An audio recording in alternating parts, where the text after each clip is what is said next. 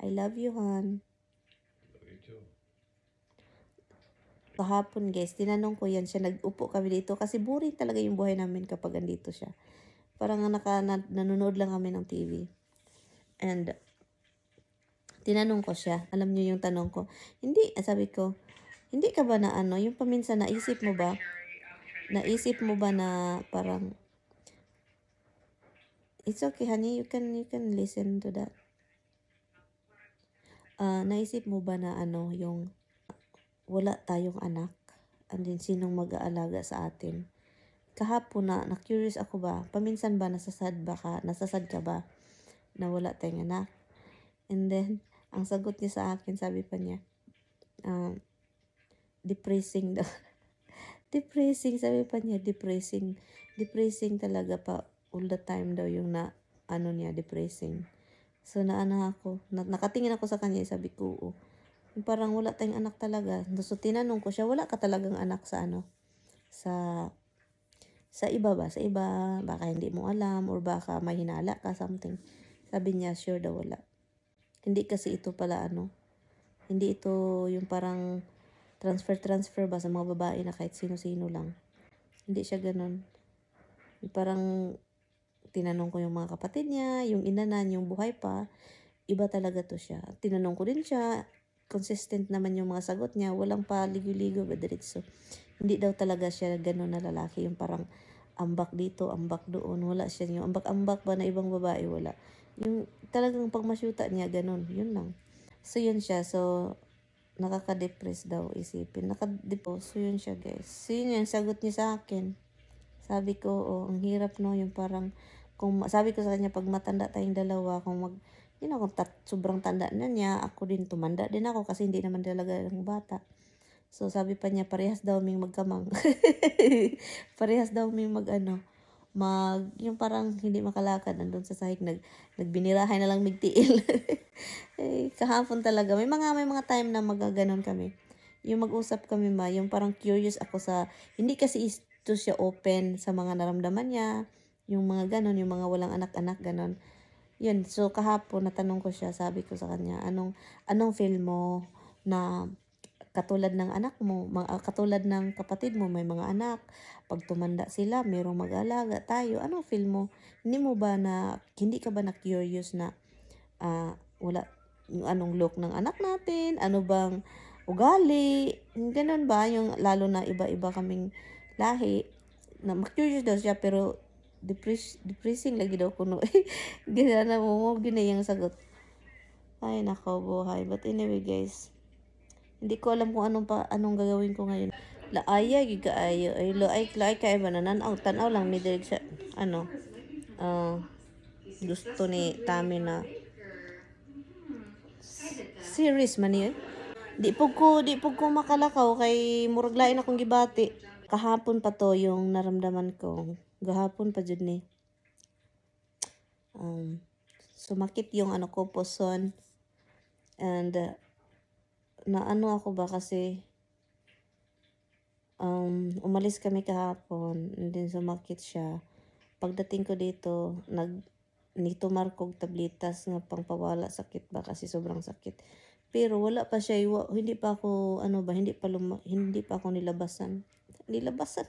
Kabuang, hindi pa ako nilabasan. Hindi pa lumabas yung alam niyo na, red tide. Kaninang umaga, meron. So, nag-take ako ng alib kasi sobrang sakit kagabi pa. Pagkatapos niyan, kumain ako, wala na, guys. Nawala yung dugo. So, ngayon, tanong ko sa inyo, guys, meron ba kayong kakilala na yung parang ang aga mag-menopause ba? Yung mga ganon. Kasi kanina, nagpunta ako sa basement para meron lang akong gawin ba. And then, nainitan ako. At then pagkatapos niyan, ilang minuto, giniginaw na naman ako. Ngayon, iniinitan na naman ako nandun ako sa kainan namin sa dining. Ngayon, giniginaw na naman ako. Kaya andito ako. Kasi yung paa ko talaga, nandun yung ginawan din. Ning suhop sa akong lawas. Isip ko, sabi ko kay mister na baka na ako ba. May mga tao daw kasi na maaga Ano na ako mag 39 na ako ngayong Abril. So, may mga tao talagang maaga. Pero hindi ako sure na menopausal ba to kigwa. Ang aga naman Pero laay kay karong adlaw kasi hindi ako kalabas. Parang gusto kong lumabas kasi gusto ko lang lumabas. Pero yung katawan ko pa iba-iba yung naramdaman ko. Hindi ko alam kung anong gagawin. Kasi ngayon sumakit na naman ang ginaw. Iwan ko na lang si Batman. But anyway, report lang ako sa inyo. Yun. Magluto pa ako mamaya. Iwan ko iba talaga pakiramdam ko. Maybe you can turn the fireplace lang ha.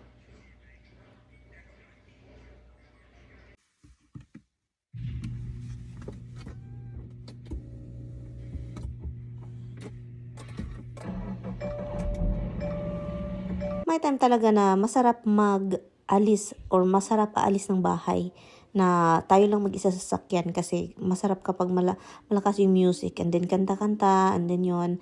Kasi pag si Mister, masakit ulo palagi kapag sobrang lakas ng music. Nag-grocery lang naman ako guys and then hindi ko na kayo dinala doon sa loob. Pero dinala ko yung cellphone, of course, no. Tapos na ako dito and then nilalagay ko lang yung mga binibili ko sa trunk. Mostly ang binili ko dito, mga gulay lang naman kasi para yung katawan ko ba, sa sobrang meat and then wala masyadong gulay. And then hindi din ako maprutas guys. Saging lang mostly yung kinakain ko kapag meron. And then yun. So yun, gulay, itlog, yung mga ganon. Para naman masaya yung ating bitoka, no?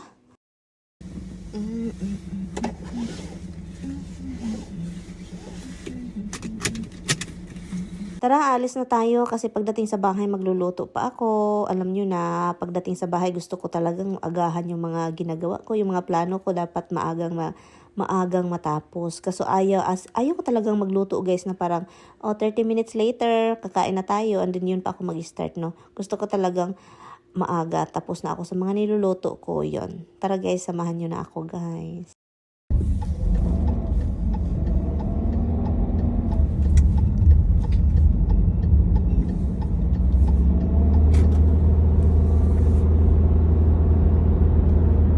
Maginaw ngayon guys. Maginaw. Akala ko okay yung panahon. Pero buti na lang nag-melt siya agad. Pero yap, maginaw. Kasi kung kung hindi tumaas yung temperature, pero maginaw siya. Kasi yung kamay ko talaga tumitigas sa ginaw. Anyway, tapos na ako dito. Okay guys, bahay na tayo. And then asikasuhin ko lang itong mga lulutuin ko para naman mamaya dire-diretso. Ang mahal ng gulay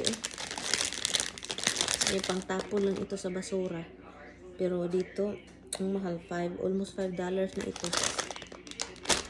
Sa basura, ang dami mga ganito. Nagkabuang si Mister ngayon.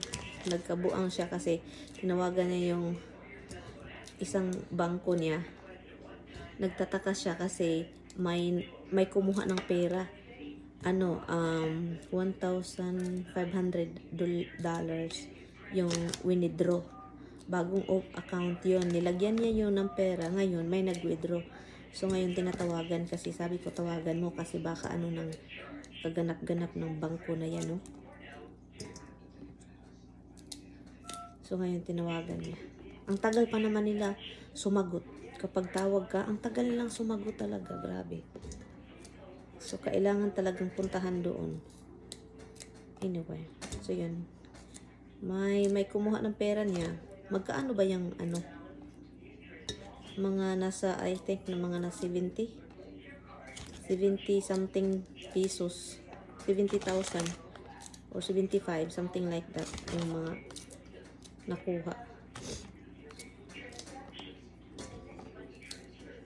Hindi, iwan ko, parang ang may sala nito yung bangko.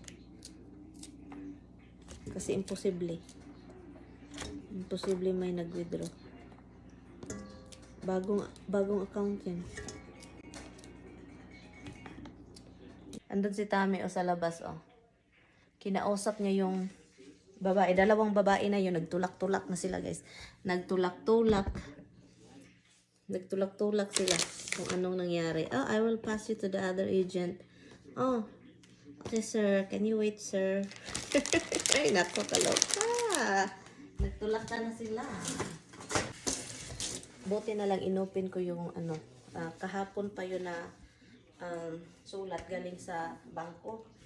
Buti inopen ko ngayon. Kasi usually kapag mga statement, hindi kami mag-open. Hindi kami talaga mag-open. So ngayon, sabi ko, bakit ganito lang? Akala ko ito yung amount. Bakit ito lang? Ang laki nang nabawas. Tinignan niya guys. Online. Kaluka talaga. Natawa man si Mr. Bakit nagtawa-tawa siya? So yun guys, i-update ko kayo sa Bangkok. Kasi guys, ito, kaya nasabi ko sa video na yon na tumawa si Tami, naka-smile, tawang-tawa. So ngayon, sinabi ng bangko na ay kaya hindi inano kasi ang pagkasulat mo sa chiki kasi mali. Sabi mo, 1,500 ang tinatransfer ni Tami sana. So ngayon, ang nalagay ni Tami 1,500. Walang 100. So sabi pa nila, hindi daw yun valid. So kaya nilagay nila and then suddenly hindi in-accept. So si Tami pala yung may sala guys. Yun lang yung update. Kaya yung tawang-tawa pala siya sa call nila kasi siya pala yung may sala. Kalukang Tami. Sabi pa niya, I think I'm really getting old. Sabi pa niya, sobrang tanda-tanda na ako kasi hindi ko na talaga maalala. Sabi ko, tawang-tawa ko, sabi ko, i-check mo, make sure ha, na wala sa ano mo sa isang bangko na hindi talaga na-withdraw ba. So yun, anyway. So yun, tapos na ako nag-explain, balikan natin yun na ating mga niluluto. Diba, tingnan nyo sa labas guys, may araw pa. Kasi ito yung gusto ko talaga, yung parang tapos na ako ba, yung parang nakapag-relax na ako bago kami kumain. Ayaw ko nang madalian na parang may gigukod ko, bagigukod og kanding. Gusto na matulog ni Gingging na ano yan, pagod na kasi ako niyan guys, as in. Gusto kong magpahinga. Yun si Mr. galing sa labas na nigarilyo. And then yun, habang nagluluto ako, nagutom ata siya, kaya yun, may tumitingin sa ating refrigerator. So yun, nire-ready ko lang itong ating potato. Simple lang itong potato guys. Meron kasi kaming mga potato dito. Binili ni Mr. Kaya yun, ibibake ko lang siya. Madali ang bake ba. And then lagyan ng cheese, oil, konti, mga asin, garlic, at iba't ibang seasoning. Yun na, fights na yan. Masarap talaga din ito. Lambingan lang kami dito ni Roxy kasi guys, malambing talaga yan siya. Yes, nagluluto po ako ng steak kasi si Mr. hindi na, matagal-tagal na din siyang hindi nakakain ng steak. And then beef, yes, nakakain kami pero yung steak matagal na siyang hindi talaga nakakain. Ito na yung dinner namin. Ito yung yung steak. Hi, baby. My husband, oy, why you're acting like